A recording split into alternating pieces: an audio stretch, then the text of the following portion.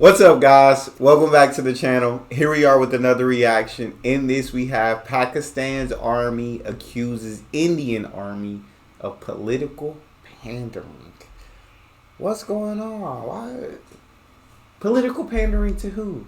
We're finna find out. Before we do, if you guys happen to enjoy, don't forget to subscribe, get a bit of thumbs up, and let's see what's going on here. Also, if you like to support this channel by becoming a member, all you gotta do is hit that join button.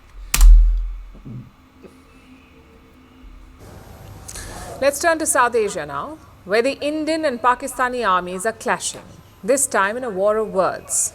Pakistan's military has released a statement. They have made a list of accusations against India's army of duplicity, of delusion, and of political pandering. Let me repeat that last one. Pakistan's army says the Indian army is too political. What gave them that idea? Was it the repeated military coups, or the election rigging, or the meetings with politicians, or the jailing of opposition leaders? Oh wait, that is the Pakistani army. Before we go further, let me give you some context. I always love watching Palki Sharma break these down, bro, because she ain't taking no issue. She like, what are you talking about? How y'all gonna accuse the Indian army of political pandering when y'all multiple coups?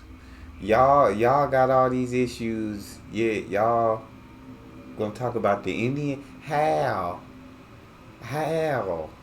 Talk to him, Palki. My bad. Pakistani army. Before we go further, let me give you some context. This Pakistani statement is a reaction to India. Last week, the Indian Army chief held his annual press conference. He talked about the security situation in Kashmir. And he blamed Pakistan for it. He called Pakistan the epicenter of terror. Listen in. As far as the J&K is concerned, that the violence level is not reducing. Here I would like to just say that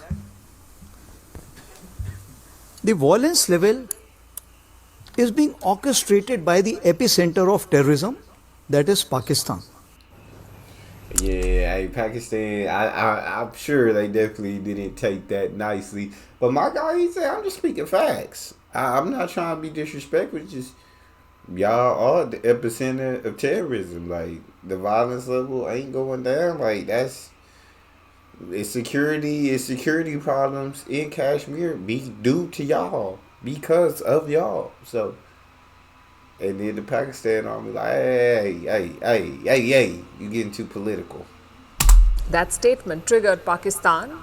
So the generals probably got together in Rawalpindi and they drafted a statement. I have a copy of the statement. This is what it says. Insinuating Pakistan as the epicenter of terrorism is not only contrary to facts, but also an exercise in futility to beat the dead horse of India's default position, blaming Pakistan for indigenous reaction to state-sponsored brutality. It is hoped that civility, professionalism and norms of state-to-state behavior would guide the conduct of Indian Army's leadership, rather than pandering to political exigencies. I'm surprised they draft statements in English anymore.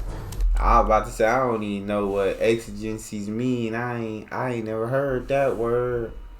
But yeah, okay, so the Pakistan army heard what the Indian leader said, and he said, we gotta clap back.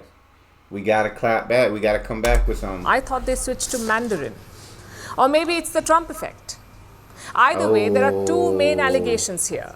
One, that India is unleashing brutality in Kashmir, and two, that the Indian army is pandering to political exigencies.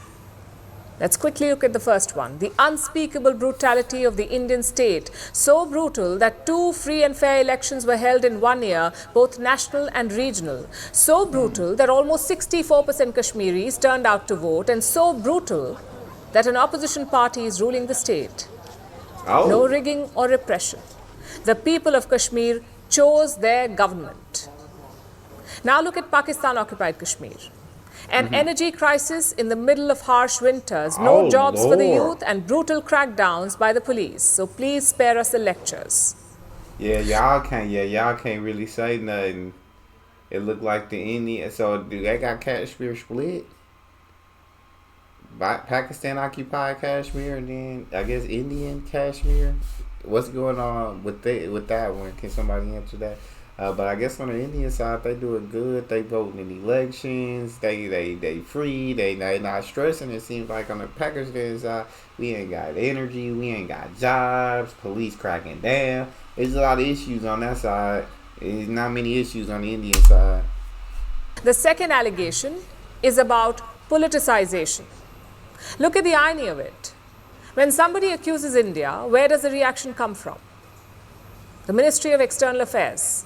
We saw that when Canada made allegations against India, the Indian army did not respond to it. The foreign ministry did. Because that is how civil regimes work. But clearly not in Pakistan. Over there, the army responds to foreign allegations. It's an open admission of their political role. And not like it's a secret. Pakistani generals run the show in Islamabad. They meet businessmen, they run businesses, they coordinate investment policies, they talk to opposition leaders, and they fly abroad to meet allies and partners. And don't forget the coups.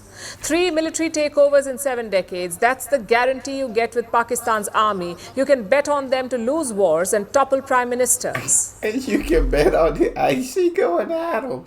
You can bet on them to lose wars and topple prime ministers. You got 3 military coups in the past 7 decades. That's what you know what you're getting when from the Pakistan army. You know what you're getting. God, okay, Palki Sharma. She said, and they don't even know how to do it right. Like when somebody say something, your minister of foreign affairs supposed to say something, not your army leader. Like y'all ain't even doing it right. Shout out Josh Shankar. If only they did their actual job, maybe then the Taliban would not be running riot. Yet who do they accuse of politics? The Indian army. They're reminding Indian officers of civility and professionalism. Well, we've got an idea. When Pakistan surrendered in the 1971 war, India had to hold prisoners of war. Nearly 93,000 Pakistani soldiers. They were returned after nearly 3 years in India. Maybe ask them about the Indian Army's professionalism, both on the battlefield and after. For them to be returned. The truth is, this is typical Pakistani policy. Project their failures onto India. But newsflash, India has moved on. The people of Kashmir have moved on. They're getting investments, jobs, and world-class infrastructure. Meanwhile, Pakistan is stuck in the last century. Oof. We're leagues and worlds apart now. Petty statements won't change that. Oof. That's tough. We are leagues and worlds apart now. Petty statements won't change that. We put y'all in the rear view. We're not even sweating y'all anymore. We're not worried about y'all anymore. We on the up and up. All we looking through is the windshield. We not looking out the rear view. That's tough. That's tough. They said we left y'all in the last century. We ain't moving on to the next one. Y'all stuck in the last one. So we not worried about y'all. Make your petty statements, do whatever. We're leagues apart. We're not in the same conversation. It's not even worth my time to reply to you. Dang. Let me know what y'all think about the video. That's all we got. If you enjoyed, don't forget to subscribe, give the video a thumbs up, and check out the next one. I'll see y'all next time.